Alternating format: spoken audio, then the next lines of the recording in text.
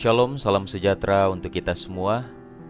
Pada kesempatan kali ini kita sama-sama akan mempelajari pelajaran sekolah sahabat kita, pelajaran yang ke-10 di tanggal 8 Juni 2024. Namun sebelum itu mari kita sama-sama tunduk kepala, kita berdoa.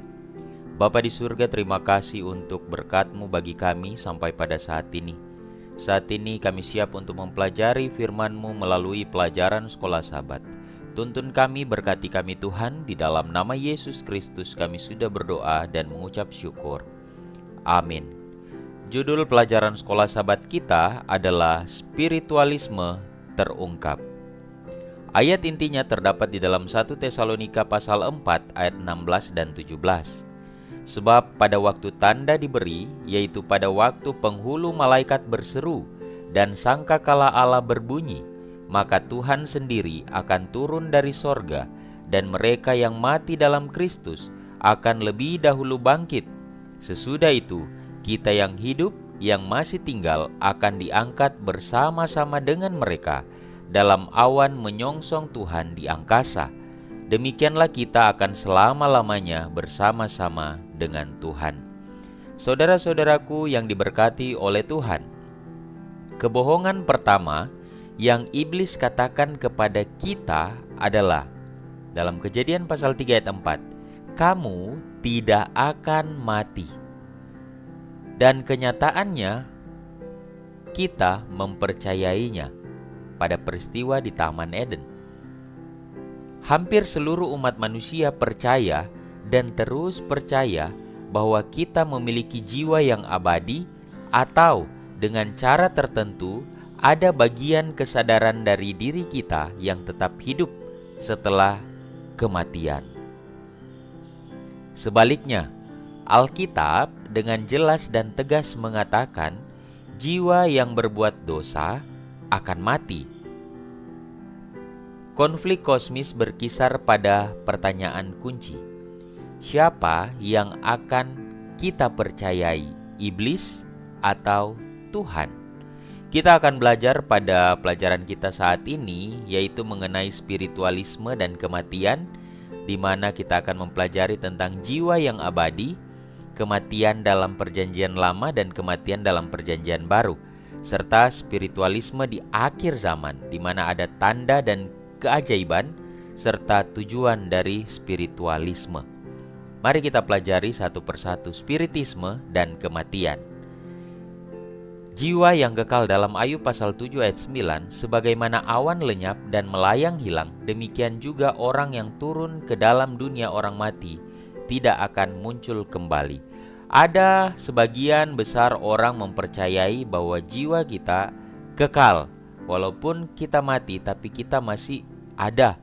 Ada yang bilang menjadi roh, ada yang bilang bergentayangan dan lain sebagainya. Artinya masih bisa ada.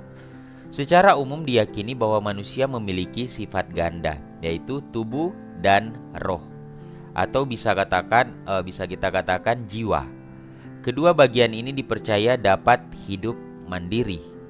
Mari kita lihat. Namun Alkitab mengajarkan bahwa kita terdiri dari 3 bagian, yaitu roh, jiwa, dan tubuh dalam 1 Tesalonika 5 ayat 23. Hal ini juga mengajarkan bahwa bagian-bagian ini saling bergantung. Jadi tubuh, roh, dan jiwa ini saling bergantung satu dengan yang lain. Kalau satu tidak ada, maka yang lainnya ini tidak akan berfungsi.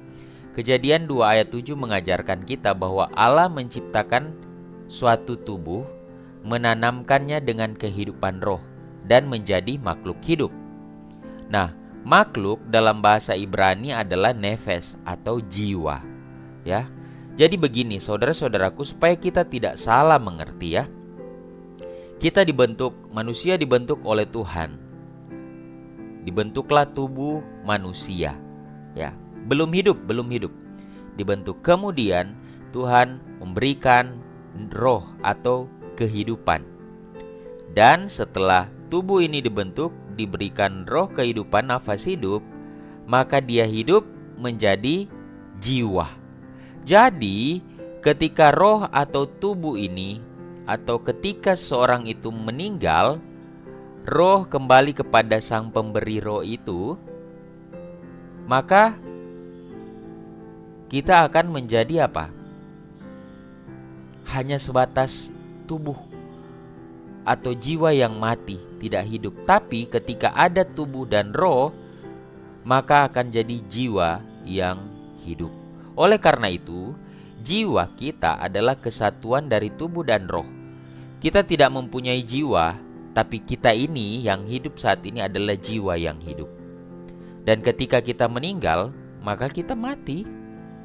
Jiwa kita, jiwa yang mati. Karena salah satu dari gabungan antara tubuh dan roh ini tidak ada lagi. Nafas hidup tidak ada lagi, maka kita hanya sebatas tubuh. Ya, semoga kita mengerti. Ketika nafas kehidupan meninggalkan kita, kita tidak ada lagi. Tidak ada bagian dari keberadaan kita yang memiliki kesadaran setelah kematian. Tubuh mati, roh atau kekuatan hidup kembali kepada pemberinya, dan jiwa hasil kesatuan tubuh dan roh lenyap. Dalam Pengkhotbah 12 ayat 1-7, Yesaya 18 ayat 20, dan Ayub 7 ayat 7-9. Jadi saudara-saudaraku, tidak ada lagi namanya ketika seseorang itu meninggal, dia sementara bergentayangan di dekat rumah. Tidak ada. Dia tidak hidup, dia sudah mati, tidak tahu apa-apa. Bahkan kenangan pun, Alkitab katakan, kenangan pun dia tidak ada lagi gitu. Ya, semoga kita boleh dapat mengerti ini agar kita tidak lagi melakukan hal-hal yang sebenarnya tidak diajarkan di dalam Alkitab. Sebagaimana awan lenyap dan melayang hilang, demikian juga orang yang turun ke dalam dunia orang mati tidak akan muncul kembali. Sejak dosa memasuki dunia kita, setan telah menggunakan orang-orang yang berusaha berkomunikasi dengan orang mati dan memperoleh pengetahuan khusus tentang masa kini dan masa depan. Ya ini, semenjak jatuh ke dalam dosa, banyak orang, saya bisa berbicara dengan ini, dia kasih tahu ini dan lain sebagainya. Orang-orang seperti ini yang juga menggunakan cara lain seperti mantra, sihir, atau astrologi, dan saat ini dikenal sebagai spiritisme. Alkitab mengajarkan bahwa siapapun yang melakukan kebiasaan ini adalah keji bagi Tuhan. Ulangan 18 ayat 10-12. Hukuman untuk kejahatan ini adalah kematian. Imamat 20 ayat 27. Sehingga kadangkala sekarang banyak yang menggunakan hal-hal ini mencari keuntungan dalam diri mereka, sehingga ada yang menipu, ada yang menyesatkan dengan cara-cara seperti ini. Dan ini Tuhan tidak kehendaki. Kita harus percaya kepada Tuhan, percaya kepada firman Tuhan, bahwa orang yang sudah meninggal tidak mungkin berkomunikasi lagi dengan orang yang masih hidup. Yeskiel 8 ayat 19-20. Apabila ada orang yang menyuruhmu berkonsultasi dengan dukun dan dukun yang berbisik-bisik, bukankah suatu kaum harus bertanya kepada Tuhannya, mengapa berkonsultasi dengan orang mati demi orang hidup?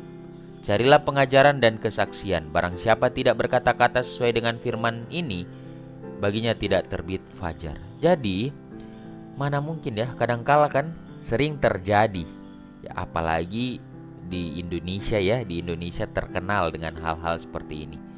Ketika ada yang hilang sesuatu di rumah, ada apalah, ayo kita ke dukun cari tahu siapa yang ambil. Masih ada kepercayaan seperti itu.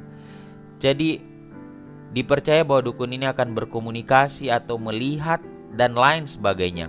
Ada juga yang berkomunikasi dengan orang mati untuk menentukan kehidupan dari orang yang hidup. Ini sebuah hal yang keliru, bertentangan dengan firman Tuhan. Kematian dalam perjanjian lama, kita lihat dalam Mazmur 119 ayat 17 dikatakan, bukan orang-orang mati akan memuji-muji Tuhan, dan bukan semua orang yang turun ke tempat sunyi. Jadi orang mati tidak tahu apa-apa lagi. Yang akan memuji Tuhan adalah orang-orang yang hidup. Yang sudah mati ya dia akan tetap mati, tidak bisa membuat apa-apa. Meskipun tidak ada yang mengatakan di pemakaman bahwa saudara kita akan langsung menuju neraka, banyak pengakuan mengajarkan ini ya. Banyak pengakuan mengajarkan setelah kematian orang baik langsung ke sorga untuk bersama Yesus dan orang jahat dihukum atau sekedar mengembara. Namun apa yang Alkitab ajarkan mengenai hal ini? Saudara-saudaraku, seringkali ya, mungkin kita tidak sadar ya, mungkin kita tidak sadar. Saya pun dulunya seperti itu ketika membaca dalam postingan, dalam tulisan, dan apapun itu. Ketika ada seseorang yang meninggal, seringkali kan kita katakan, wah, dia sudah senang, sudah ada di pangkuan Bapa, sampai bertemu di Yerusalem baru. Karena mungkin orang ini yang meninggal dia sudah langsung ada di sorga. Kadangkala seperti itu, apalagi orang itu kita rasa dia waktu di dunia ini sangat baik, jadi dia sudah tenang di sisi Tuhan. Kadangkala kan begitu, sudah tenang di sisi Tuhan. Jadi ini pemahaman yang sebenarnya setelah saya pelajari keliru. Karena ketika orang meninggal, Alkitab katakan dia tidak bisa ngapa-ngapain. Nafas hidup itu kembali kepada Sang Pemberi. Mana mungkin dia ada langsung di sorga, atau orang yang jahat langsung dihukum di neraka, ya, atau dia sementara berkeliaran mengembara. Apa yang Alkitab katakan mengenai hal ini? Bisakah kita memuji Tuhan setelah mati? Mazmur 119 ayat 17 bilang tidak bisa, karena bukan orang mati yang memuji Tuhan. Apakah mereka yang meninggal tahu apa yang terjadi pada keluarga atau teman-temannya? Ayub 14 ayat 21 katakan tidak, ya. Jadi mereka ini tidak tahu apa-apa, saudara-saudaraku. Ya, kemudian, bisakah orang mati berinteraksi dengan orang yang hidup? Apakah bisa? Ya. Dalam Pengkhotbah pasal 9 ayat 6 dikatakan, baik kasih mereka maupun kebencian dan kecemburuan mereka sudah lama hilang, dan untuk selama-lamanya tak ada lagi bahagian mereka dalam segala sesuatu yang terjadi di bawah matahari. Jadi di sini tidak mungkin ada orang mati berinteraksi dengan orang hidup. Tidak mungkin. Bahkan dibilang orang yang sudah mati itu kasihnya pun tidak ada. Kebenciannya, kecemburuannya hilang karena sudah mati. Makanya saya sering penasaran dengan berita-berita sekarang ya terkait kasus Vina dan lain sebagainya. Itu katanya terungkap karena ada yang kesurupan lah dan lain sebagainya. Bahkan saya tidak tahu apakah benar atau tidak. Setelah kasus ini viral, tiba-tiba temannya ini kerasukan lagi, dan bahkan banyak orang sekarang yang malah merasa lucu karena berarti katanya hantunya Vina ini update gitu, update sosial media, berita-berita, sehingga dia bisa tahu, betapa luar biasa ya. Tapi Alkitab, firman Tuhan ajarkan tidak ada orang mati berinteraksi dengan orang yang hidup. Bisakah kita terus berpikir setelah mati? Pengkhotbah 9 ayat 5 katakan, karena orang-orang yang hidup tahu bahwa mereka akan mati, tetapi orang mati tak tahu apa-apa. Tidak ada upah lagi bagi mereka, bahkan kenangan kepada mereka sudah lenyap. Akankah kita dapat melakukan aktivitas apapun setelah kematian? Pengkhotbah 9 ayat 10 katakan, segala sesuatu yang dijumpai tanganmu untuk dikerjakan, kerjakanlah itu sekuat tenaga, karena tak ada pekerjaan, pertimbangan, pengetahuan, dan hikmat dalam dunia orang mati kemana engkau akan pergi. Jadi tidak ada aktivitas apapun ketika seseorang itu meninggal atau mati. Perjanjian Lama mengajarkan bahwa kematian adalah mimpi, tidur untuk bangun hanya ketika Tuhan memanggil kita hidup kembali, dalam 1 Raja-Raja 2 ayat 10, 14 ayat 20, dan Daniel 12 ayat 13. Jadi perjanjian Lama mengajarkan bahwa ketika kita meninggal atau mati, kita tertidur, tidak tahu apa-apa, dan kita akan menunggu dibangkitkan ketika Tuhan Yesus datang. Dan ingat saudara-saudaraku, kebangkitan pertama adalah untuk orang-orang yang benar, orang-orang yang benar yang mati di dalam Tuhan. Jadi saya pun tidak bisa mengatakan bahwa orang yang semasa hidupnya itu baik, kelihatan baik, terus kita bilang dia akan bangkit pada kebangkitan pertama. Saya tidak bisa memastikan. yang Alkitab katakan adalah orang-orang yang mati di dalam Tuhan. Kalau dia baik secara sosial tapi dia tidak percaya Tuhan, saya tidak tahu.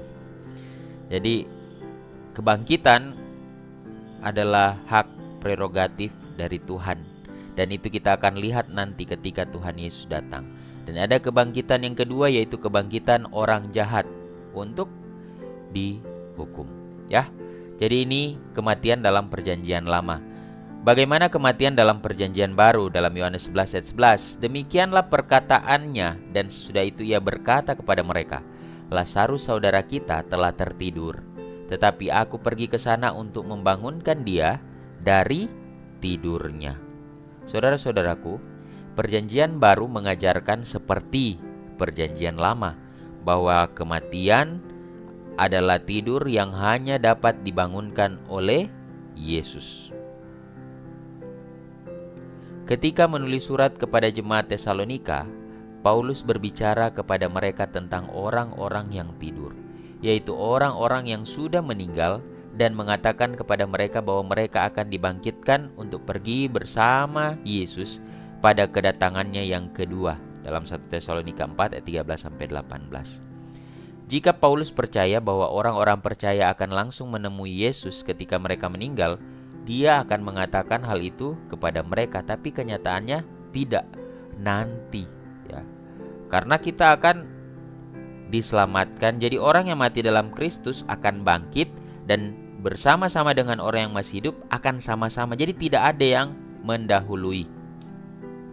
Ketika berbicara tentang orang mati, Paulus mengatakan bahwa mereka akan dihidupkan pada saat kedatangannya dan bukan sebelum kedatangannya, dalam 1 Korintus pasal 15. Dia juga memberitahu kita bahwa tidak semua dari kita akan tidur. Yang hidup akan diubahkan dalam sekejap, tetapi orang mati akan bangkit dalam keadaan yang sudah diubahkan. Kebangkitan adalah kunci untuk bersama Yesus. Tanpa kebangkitan tidak ada keselamatan. Kita akan menerima warisan kita pada hari kebangkitan, dan karena itu kita harus menantikan saat itu. 1 Petrus 1 ayat 3-5. Tapi yang saya mau katakan adalah, pastikan kebangkitan keberapa kita. Karena kita akan menerima warisan pada hari kebangkitan. Orang yang mati dalam kebenaran menerima warisan, diangkat ke sorga. Sedangkan orang yang mati dalam dosa, dia akan dibangkitkan menerima warisan, yaitu kematian kekal atau penghukuman, ya. Jadi kematian dalam perjanjian baru sama dengan perjanjian lama, bahwa kematian adalah tidur, tidak tahu apa-apa sambil menunggu kedatangan Yesus. Mari kita lihat spiritisme di hari-hari terakhir ini atau di akhir zaman ini. Ada tanda dan keajaiban dalam Markus 13 ayat 22. Sebab Mesias-Mesias palsu dan nabi-nabi palsu akan muncul, dan mereka akan mengadakan tanda-tanda dan mujizat-mujizat dengan maksud sekiranya mungkin menyesatkan orang-orang pilihan. Spiritualisme adalah gerakan yang dipimpin langsung oleh setan, dan landasannya adalah jiwa yang tidak berkematian. Para pengikutnya percaya bahwa mereka dapat berkomunikasi dengan orang mati dan mengaku menerima kekuatan supernatural dari mereka. Luar biasa. Meskipun mereka dibatasi oleh Tuhan saat ini, tapi akan tiba waktunya ketika Tuhan akan mengizinkan mereka melakukan mujizat yang tak terbantahkan, yang akan membuat takjub orang-orang yang melihatnya, berdasarkan Markus pasal 13 ayat 22, 2 Tesalonika 2 ayat 9, Wahyu 7 ayat 1, Wahyu 13 ayat 13 sampai 14.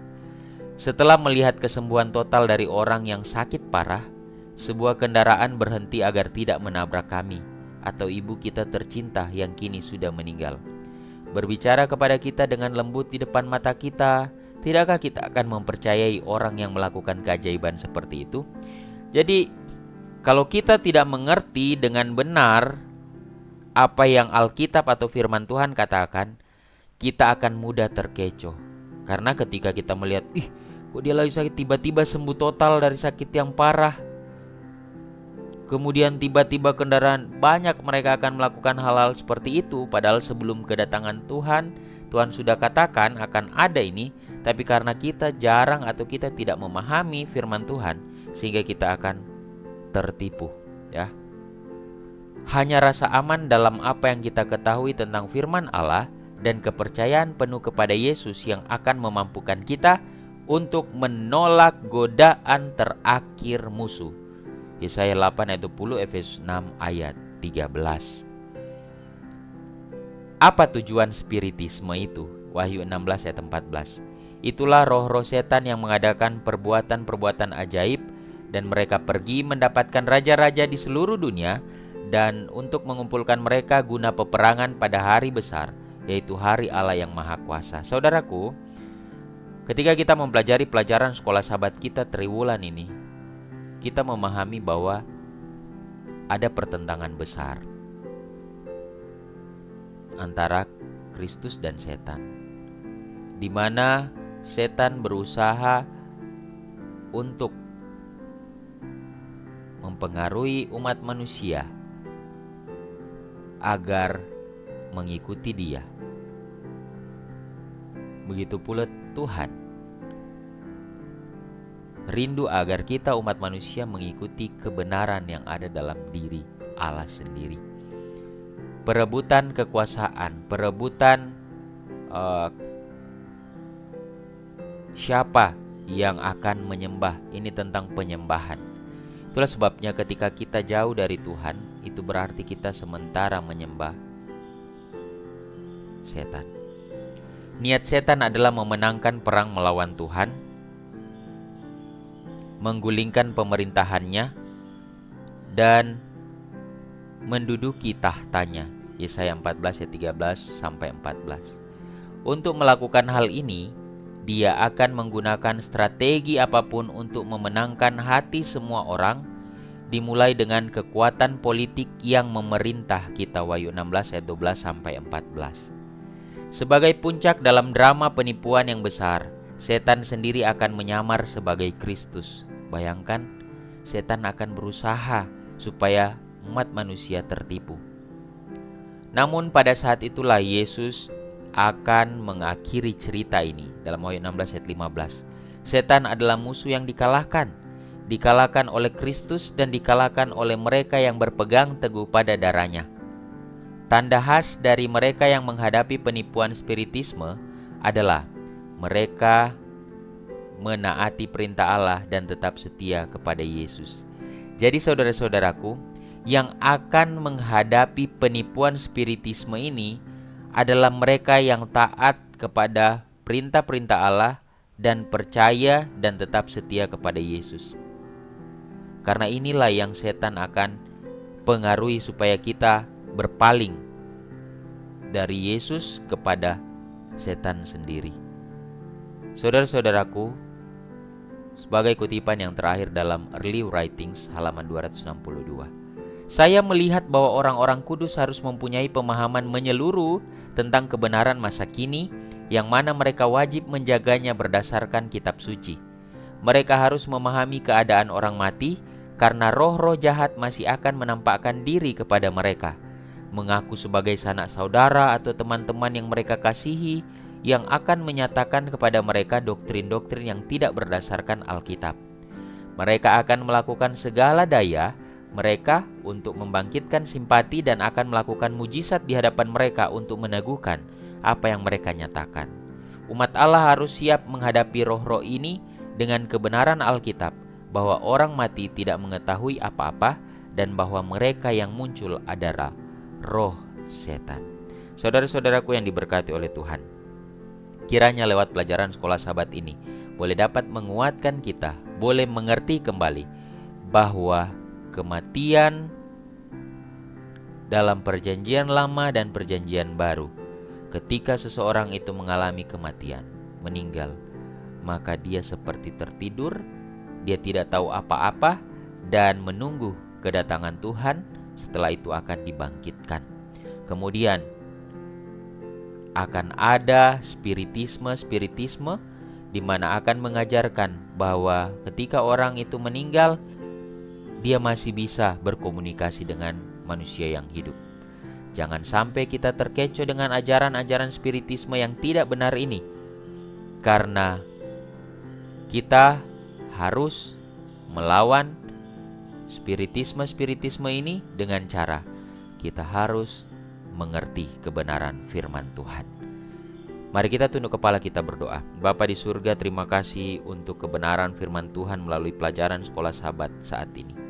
Kiranya Tuhan akan senantiasa menuntun kami, berikan kami kerendahan hati, agar kami boleh dapat menerima setiap pelajaran demi pelajaran. Kami boleh dapat mengerti, kami boleh dapat dipersiapkan dalam menghadapi tantangan besar ini Tuhan. Kami yakin dan percaya ketika kami tinggal bersama-sama dengan Engkau, Engkau akan memampukan dan Engkau akan menuntun dan Engkau akan memberikan kemenangan seperti Engkau telah menang. Kami serahkan para pemirsa dimanapun mereka berada, jaga dan lindungi mereka bersama dengan keluarga mereka. Inilah doa dan permohonan kami Tuhan, sempurnakan. Dalam nama Yesus Kristus kami sudah berdoa dan mengucap syukur. Amin. Tuhan kiranya memberkati kita semua.